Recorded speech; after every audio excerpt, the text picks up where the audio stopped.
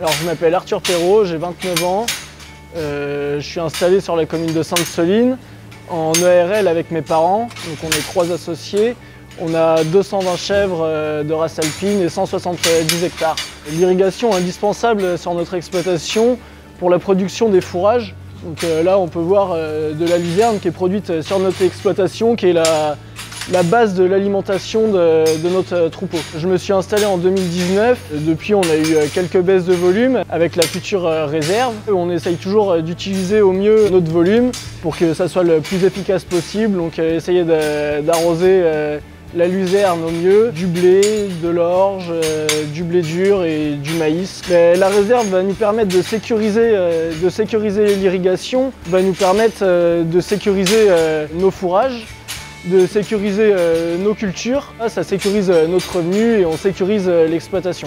Sans irrigation, c'est un associé en moins. Toujours la même charge de travail. On ne dégagerait plus suffisamment de revenus pour nous faire vivre tous les 3 sans irrigation. Bien sûr, on a pris des engagements, ça va de pair avec le projet de la COP de l'eau. On s'est engagé à maintenir l'autonomie fourragère de notre troupeau, donc pas d'achat de fourrage à l'extérieur.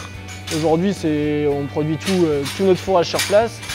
Réduction des phytos, avec une baisse de nos IFT sur l'ensemble de l'exploitation. Maintien des MAE, donc des mesures agro-environnementales. On a des parcelles qui sont en MAE pour la sauvegarde de la biodiversité de l'outarde canepetière. C'est pas facile de vivre avec ça, on sait qu'il va se repasser une manifestation bientôt, on sait pas où ça va avoir lieu, mais il y a des chances que ça soit en face de chez nous. On a vu comment ça s'est passé la dernière fois avec des scènes très violentes, des dégradations, ça fait peur, forcément on y pense.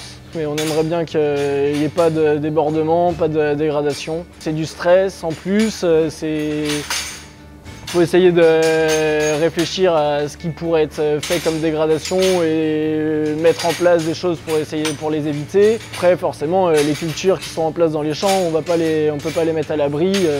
Ni les bornes d'irrigation qui sortent de terre au bord des parcelles, on ne les mettra pas à l'abri non plus. On verra bien. Donc demain, si on n'a pas la réserve, qu'est-ce qu'on fait? Est-ce qu'on continue l'irrigation comme aujourd'hui en prélevant l'été dans le milieu?